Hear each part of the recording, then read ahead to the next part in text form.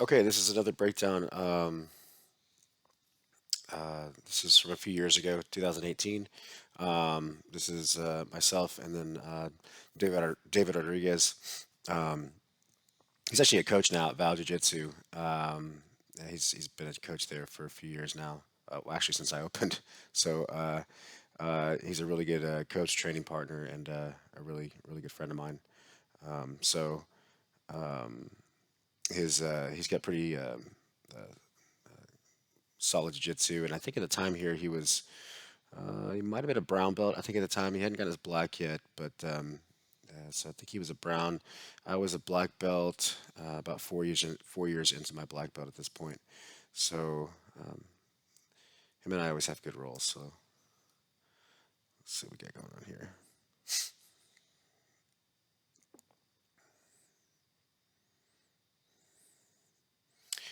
All right, so we're trying to establish position. David, and he still does this to me. he he's really good at controlling my feet before we actually establish any sort of position, which is a good strategy to before you actually even get into engage and get into an established position on both parties. The controlling the feet can pay off for the person on top, trying to get a better position when entering, especially when entering to pass a guard. So this, on my end, it makes it very difficult for me to establish hooks or really to any sort of like half guard or any kind of sort of guard that I actually want to play. So a lot of my fight is going to be to get his hands off my feet, unless he, opts to, go for a different type of pass and, pin my knees or something. So,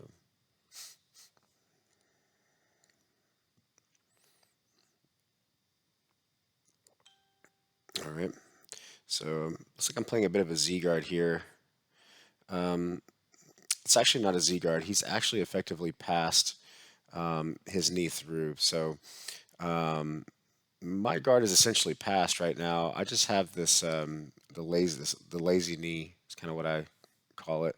My top leg, the knee. I just start to kind of drive it down to the ground and extend away from my partner, just to get some distance. If I didn't do that, David could simply just shuck my top leg, that top knee, to his left, and he would effectively be past my guard. But by turning my knee down to the mat, it gives me a little time to either reestablish some sort of guard by pulling my bottom leg in, or it allows me to invert, uh, keeping some guard retention. So now I'm being pretty extreme with this. I'm like stretching all the way away, putting my knee down, and putting my arm on the shoulder, which is not great placement, I would say. But my my strategy here too, because David's actually really tall, so he's much bigger than me and stronger. So I when he gets a hold of you, it's actually really hard to get him off of you. So especially his grips. So I'm trying to keep extension from him. When I stretch really far away, I'm doing that because he's so tall, because he can actually reach my neck, and I don't want him to grab a hold of my neck, because if he does, he'll solidify a pass. Okay, so now I'm getting up on the elbow, trying to recover. So I'm dropping this top hook in. I play this game a lot, especially now. I was probably just starting to play with this at this particular point in time. But I dropped that top hook in because effectively I'm in a honey hole position. I mean, it's not an established honey hole position, but I'm putting my top leg over into a reap position. If if I get to a point to where I can roll under David, then I will land into a honey hole position. So probably one of the idea, something I'm thinking about here. But David's doing a really good job with his right arm of controlling my wrist, and so I can't really go anywhere until I get rid of that. He switched it off to control the wrist, and I have to get that hand back. If I don't get that hand back, it's going to be very hard for me to do anything there. So I popped it, pull my wrist towards the thumb, which is the opening. So that's the best way to break the grip. David right here just has his right hand on my foot, effectively pinning it down. So David has actually really good control of my hips here. His left knee is pushed through, and it's pinning my bottom leg to the ground. He's got all his weight on my leg, so I can't I mean, there's no way I'm going to get to my knees here. There's no way without getting to a fight to like physically try to push him off and use energy. But he's pinned my knee down to my leg to the mat, and he's actually now pinning my top leg down to the mat as well. So this is actually really bad for me. Okay, so I opted to go into an arm drag, which is leading more into a Russian tie. This is not the greatest position for me, I would say, because best case scenario, I guess I can get my top leg back, get into a Russian tie, and maybe get a back to my guard, or maybe possibly get a back attack. David's not going to allow that, but it looks more like David's effectively already passed my guard to my going to my right. So he would end up going into more of a reverse case of position on my right side, even with me holding onto this Russian tie. I probably opted for this, thinking I was going to free my top leg, that he wasn't going to be able to control that leg for very much longer, and to establish a connection and get control of something of his, which would be that left arm. So see, I sit up and I'm trying to, I know this is probably not going to go anywhere, but I got a connection. And sure enough, he already passed my leg, so he's popping up and he's driving over to go to reverse Kesa. So I got lucky there, and I pulled my David was getting the cross, and I pulled my knee back in before he was able to actually drop his hip to the side to get to side control. Now I'm in a favorable position because my left hand actually has him across my body, which is actually not good for David. This would be good if my right knee was not wedged right there. So I can see my knee sticking out, my right knee. This is actually now bad for David. So not the end of the world. Probably what the best thing he can do now, all he needs really do is just posture up. I mean, that my left hand gripping on his hand is not gonna, it's not gonna hold him down there or anything. He'll probably just posture up and we'll have to reset. There it is, boom. So we'll posture up.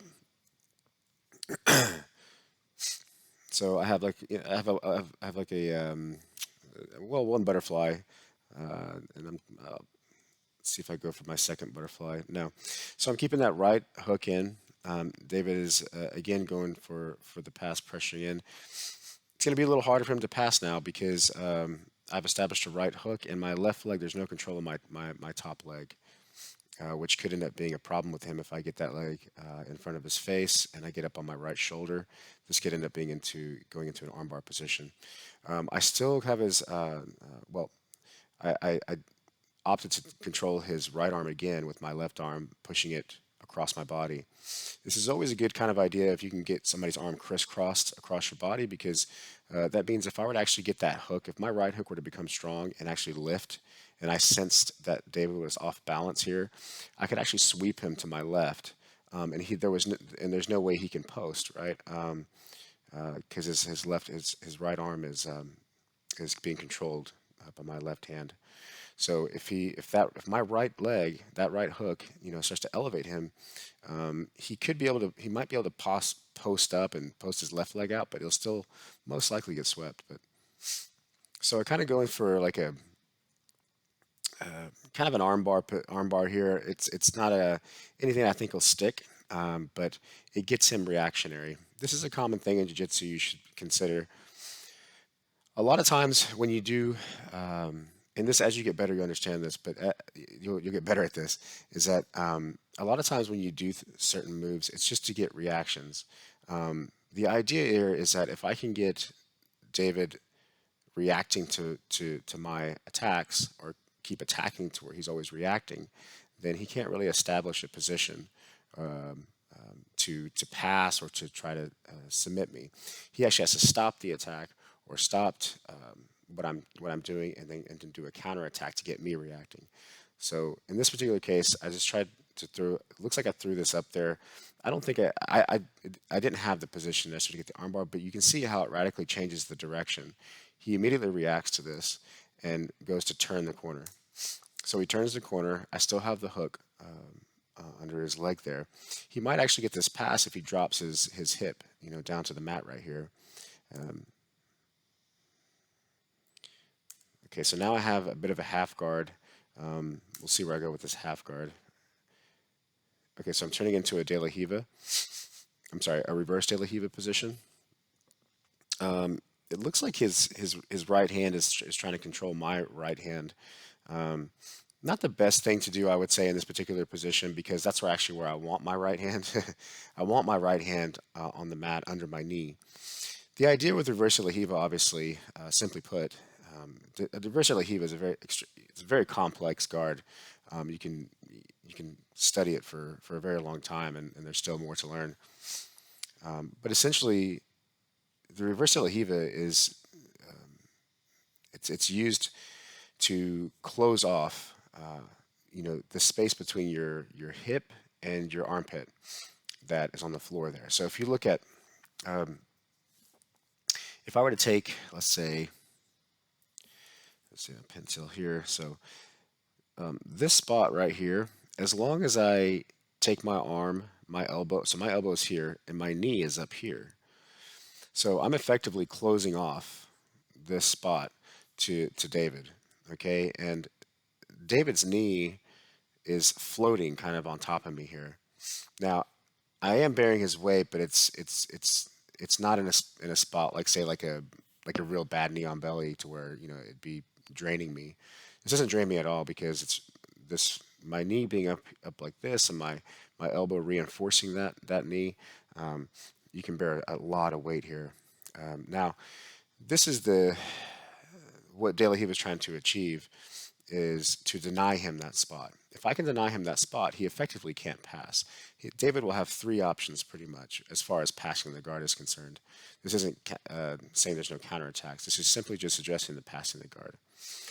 In order for David to pass the guard and free his inside knee here to get past, he either has to come way out or overcommit or back away. So he has kind of those three options right now. The reason why he only has those three options is because if you notice right here, there's my foot and I'm hooking around, which is what reverse Ilihiva is.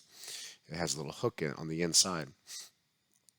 Now, the issue is that if David goes out here or go and overcommits this direction, I'm going to push David even further out this direction to really overcommit him and then spin under. And which we enter into like they call it the kiss of the dragon. You end up on the backside, and it's usually for traditional jiu-jitsu. It's used for attacking the back, attacking to the back. But with more modern and advanced jiu-jitsu, including leg locks, reverse Ilihiva is really used for leg lock entries. So. Or David can just back away. If he backs away, then it doesn't matter. Then there's no threat of a pass, and then I can start actually throwing attacks. So in a nutshell, there's a lot more to reverse Ilihiva, but essentially that's what's happening in the reverse Ilihiva position. So I want to do a quick little breakdown on that. So now we'll see what happens with the pass. So David's putting his weight down. He's got a good base. So I opt to go under David's leg here. This is going into a more of a deep reverse Ilihiva where I scoop under the leg. And so as you can see now, this is a perfect example of how reverse Ilihiva works. David, as you can see, he brings his knee out and overcommits the position. So earlier when I was saying his knee needs to come out, his legs need to come out here, or he needs to overcommit this way. Well, clearly he's right here. He's out in this direction. As soon as he turns that corner, I'm just going to start to spin underneath. And this is actually really difficult to stop. And he has to be careful that I don't get to the back side here. He can crush down and pin and everything, and he may have success here. I don't know, but what I do know is that if I get to the back side, I can enter into a back attack. I can enter leg attacks here, or I can just go back to my guard and get some guard retention. So we'll see what happens here. Okay, so I spin all the way through. David knows that if I spin under him, I was gonna get to his back, so he sits to his butt to prevent that back attack. I suspect he's also grabbing onto my leg to try to go for some sort of leg control or maybe a toe hold or something on the opposite side leg. there would be an option. So now we've entered into the leg lock system. So we're going to see how this plan. Boom. So as soon as I grabbed that knee and pulled it down towards the mat, I have a better position here in the leg lock entry because his leg is now inside between my legs, and if my left leg comes and if my left leg reaps over, crosses his hip, I'm going to effectively end up into a honey hole position like that. Once I establish the honey hole position, David's in trouble here, so he's going to either have to free his knee line by turning to the right and dropping it down to the mat, or he's going to have to turn to his left and put his heel, his right leg, his heel, the one that I'm attacking, on my rib and go to more of a running man escape. There are other options like bending his leg and getting on top and sprawling and all that, or he'll have to opt for hand fighting, which is kind of usually a last resort. So we'll see what happens here. So I've established. So this is no good. I've already, since I switched to the honey hole, both my legs are on the inside. He doesn't really have too many counterattacks here. There's about a 90% chance that this is going to get finished. Plus, David's got big feet, so that kind of helps. And if you look, so now I have a gable grip on the heel and honey hole position, and that's it. So that was pretty good. So this was a good example of David's going to a pass. I secure a reverse Ilihiva. He turns that corner, but in effectively turning that corner, he activates the reverse Ilihiva by me spinning under. He falls to his back to prevent the back attack by maybe grabbing grabbing one of my legs, and then I turn into a honey hole position to a heel hook. All right. So we're going to go again. All right, so we're going to go same kind of game here. He pulls me in, and I'm blocking that far arm. Okay, so now I'm going to attach to the leg, the knee that's up. See if I can thread over top. So I'm entering right into the leg locks here. Didn't even get time to play a guard here. So what ended up happening here is I must have felt that David didn't have control of my top leg as well as he should have. I have control of his wrist, and I have connection with his foot there, his right leg, and because I have connection with that, I can effectively pull myself up. And if he's not controlling my top leg, I'm going to reap that top leg over, and now I have his leg between my legs with the connection with my hand, and this will allow me to spin around and do some different leg lock entries. There, boom. He's doing a good job. David right here is doing a really good job of his left leg pummeling to the inside. So very good strategy that works very well is when you don't want your leg isolated. So he's throwing his other leg on the inside to help peel that open. And this actually will probably work because it's very effective unless I can somehow get around that leg, his left leg, that top leg, from sliding in and separating. Notice my right hand here too. My right hand here is cupping the knee, and that is for attachment purposes. I don't want David retracting that bottom knee, further to his chest, because the closer he retracts it further to his chest, it's not that he's going to free his leg, because my left arm has an ankle lock grip on his leg at this point. It brings my head closer to his head, and if that happens, then he can get control of my head and start to impede my movement. So now we're a bit stuck here to seeing who's going to move. So he's really trying to pummel inside here. So now I'm opting to go to a belly down ankle lock, and this is a problem now for David. So if you look at the one interesting thing about ankle locks is, and I don't know if I'll finish this, but it's looking like I'm probably going to finish this.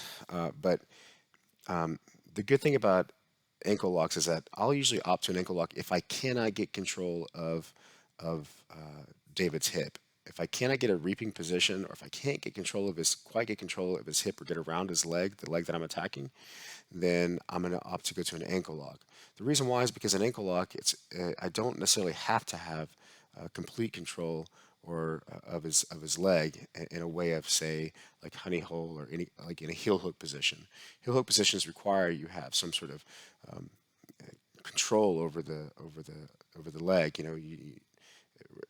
Preferably in a reaping position with like honey hole or 50-50 or 90-10, all these positions that reap through the over top of the leg, and that really connect you to your partner. In this particular case, my connection is here. It's on my grip with the ankle, and I've reinforced it here. And if you notice, what's really important is this right here. My knee is on the other side of David's leg here, and my other knee is here. If this knee actually hits the ground here, and I don't need, David's foot is still pummeling on the inside. It's fine. But if this knee goes down, this knee doesn't need to slide in or anything like that. Um, it just stays where it's at. So all I need at this point is this knee to hit the ground, and then my head's going to start coming this direction, and I'll start arching to actually finish the ankle lock on that leg. But we'll see. Maybe he'll thread that leg through and he'll stop it. Oh shit! No, he didn't stop it.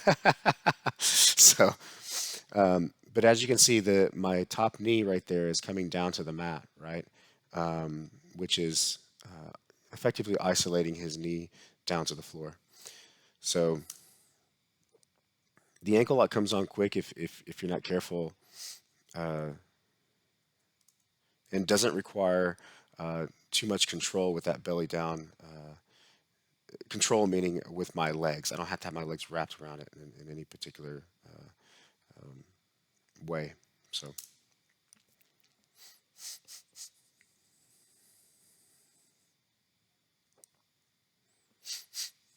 Okay, so now he's like, going for an ankle lock now, trying to give me payback. Um, One thing to notice here, and I still do this to defend, and this is probably going to be a longer breakdown, so because I'm explaining all this. But if you look at the angle of my leg here, David is going for a straight ankle lock, and he has a really good grip on my foot. If you'll notice, I'm not panicking too much here. You know, it's not that David doesn't have his knees or his legs wrapped around my leg or anything like that. And it's not that David's grip is not good, because it is. It's that my knee is actually facing this direction. If my knee was facing up, then this would be a major threat to me, and I would have to immediately start coming forward or defending in some sort of way. But because I've turned my knee this direction, it's effectively turned my ankle this direction, right? So if David starts to try to apply an ankle lock, it will generate some pain. I'm not saying that it won't, but essentially what David's trying to do at that point is break my shin.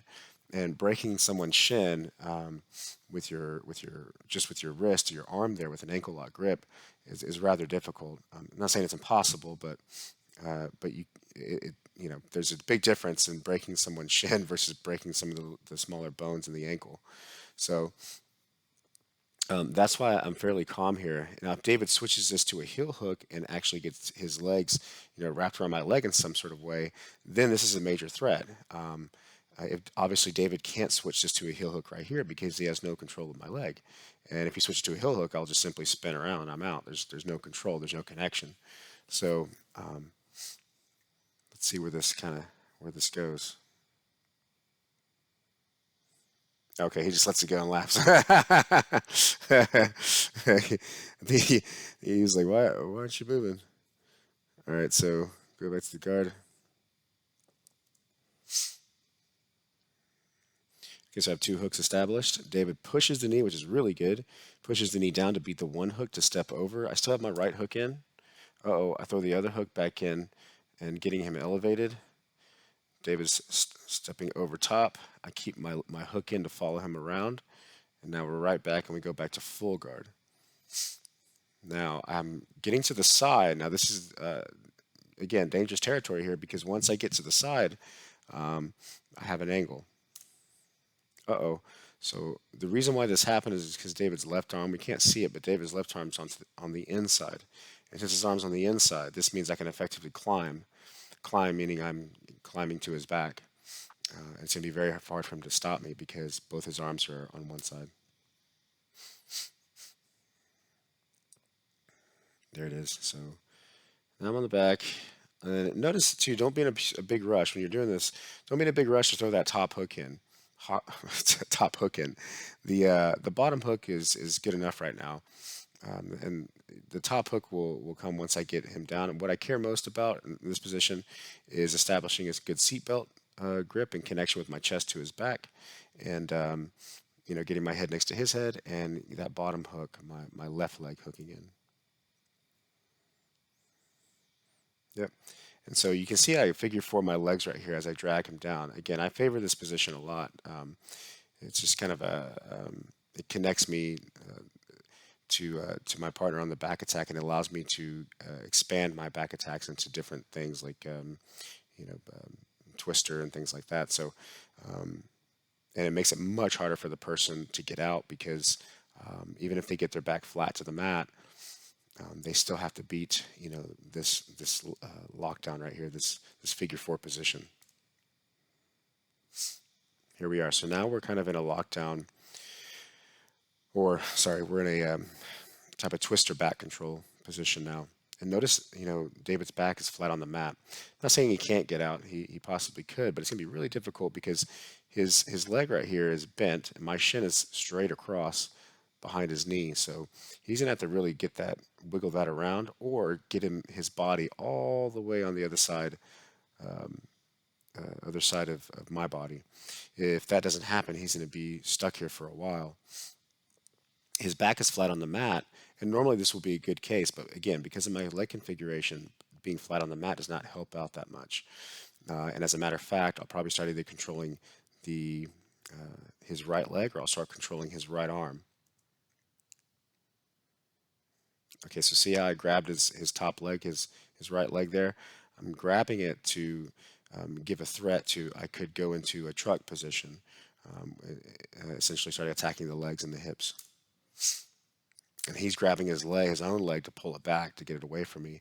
And so now I've effectively abandoned the back to a certain degree. I can go back. You can go back to the back. I haven't completely lost it.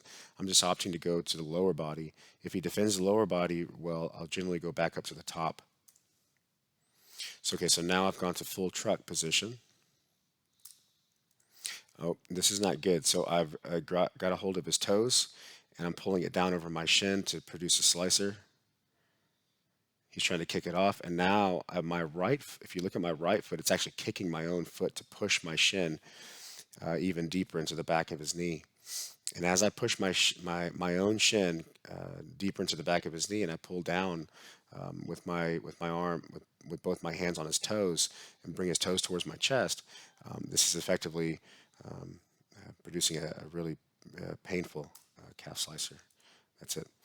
So that's just a good example of entering into the truck and using the back attack to enter into to leg attacks. So now we're going back here. It's pinning my knees to the ground, my feet to the ground. So now he's opting for a standing pass. He's trying to wedge his knee in. He's getting heavy. I'm starting to open my hooks. Okay, so now I've established two hooks. He's got to be really careful here because both his knees are off the ground. And my hands, if I get my hands involved here and I start elevating him higher over my body, I'm going to enter into leg attacks again, or into like an X guard or different type of position. But he did good. He dropped his hips back, so that's good. And now we're playing this kind of lazy half. I switched to the other side to play lazy half on the other side. David's posture is really good here, hand fighting. I'm trying to go to full guard, it looks like. Yep. So I'm getting into a full guard position. Haven't closed it off. I changed my mind and go to a hook. I'm probably so usually what happens is when I go for this hook on with my left leg hooking in, it's because I've established 2-on-1 on David's left arm.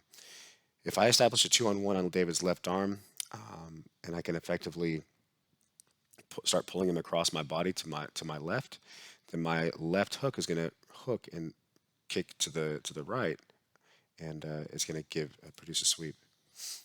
Now I opted not to do that because I saw his shoulder was available. Once I kicked that leg over the shoulder, now we're entering into triangle and arm bars. Um, I don't think I'll get this just because David's really good at defending these positions, um, and really good at putting pressure and posting down. So it doesn't look like I'm letting go. So I'm going for a reverse triangle, which is the opposite side. Haven't established it yet. I'm just trying to get underneath him, but David's starting to collapse to the left to prevent me from going underneath him.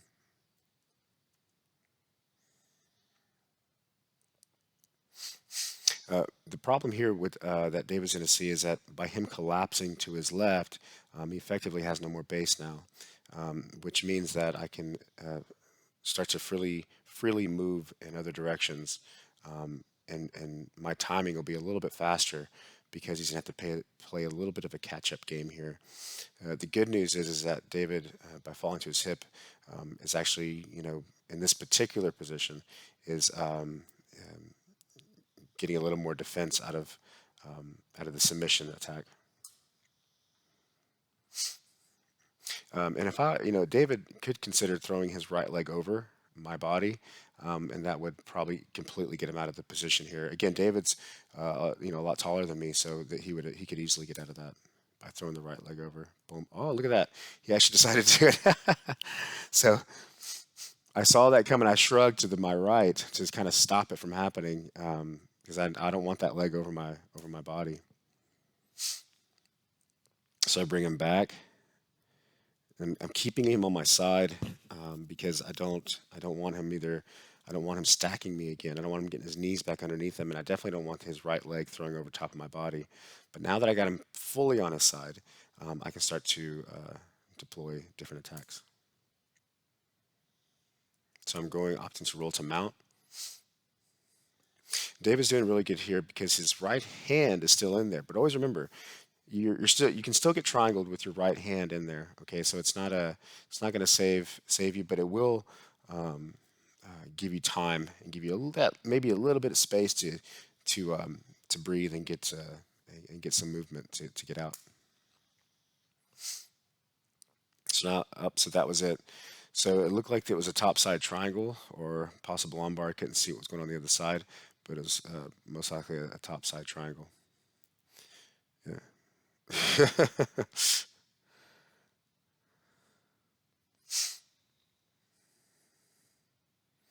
All right, so David's going to play some guard here. So now we're switching it. So David's got a good hook with his left leg. I'm opting to go into a standing pass. I'm trying to, again, man, control his feet. Now he's got a really good hook with his bottom right leg there. He's hooking on around my my ankle, and this can cause a series of problems if I'm not careful. David could kick his left leg and get a little dummy sweep out of it. But I lift my leg to get out of that, to remove the hook. He's going inside over the butterfly.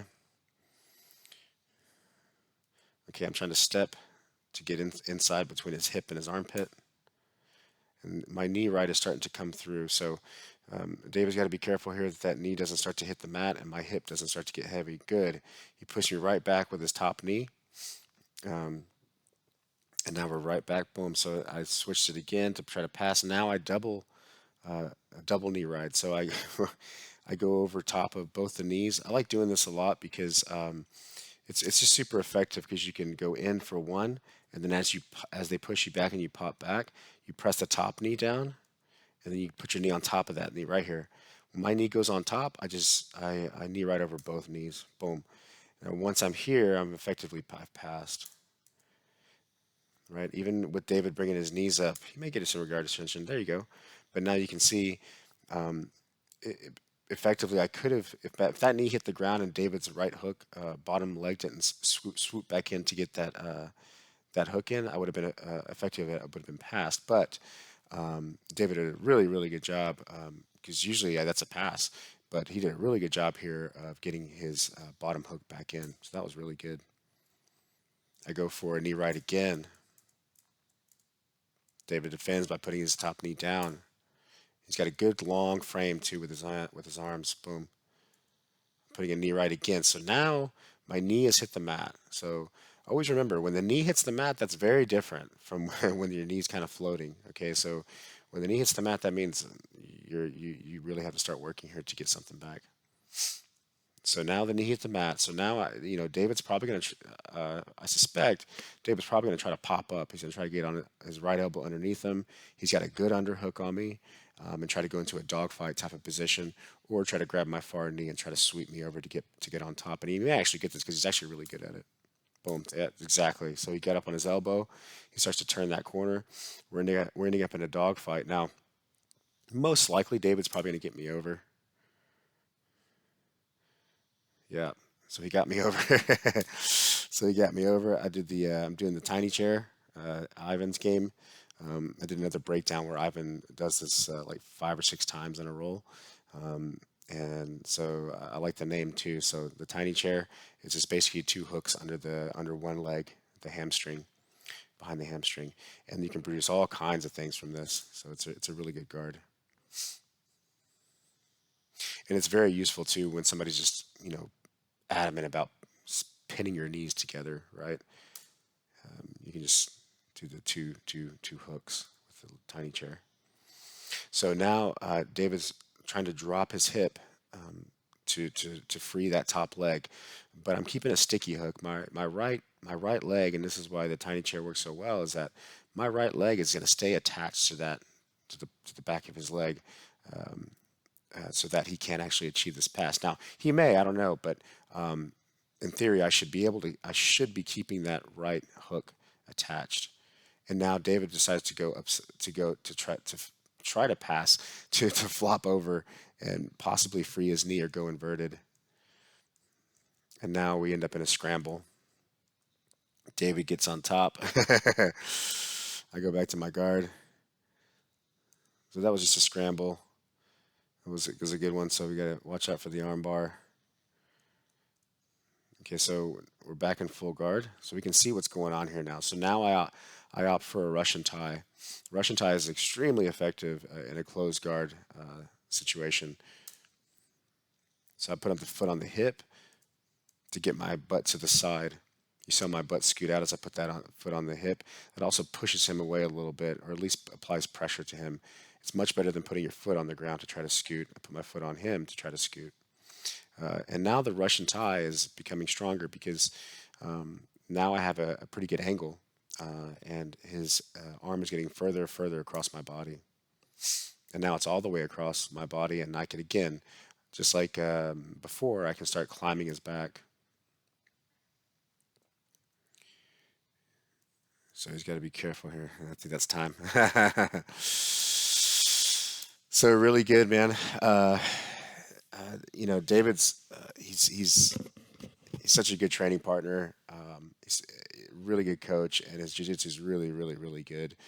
Highly recommend training with him when you guys get the chance, and you know, if, when he does teach classes to come to those classes because he's got a lot of uh, good stuff to share. So, but this was pretty old. It's again, this is from like 4 years ago. But there's some good transitions, a lot of leg attacks. But yeah, it was a pretty good role, I think, to break down. So, all right, there it is.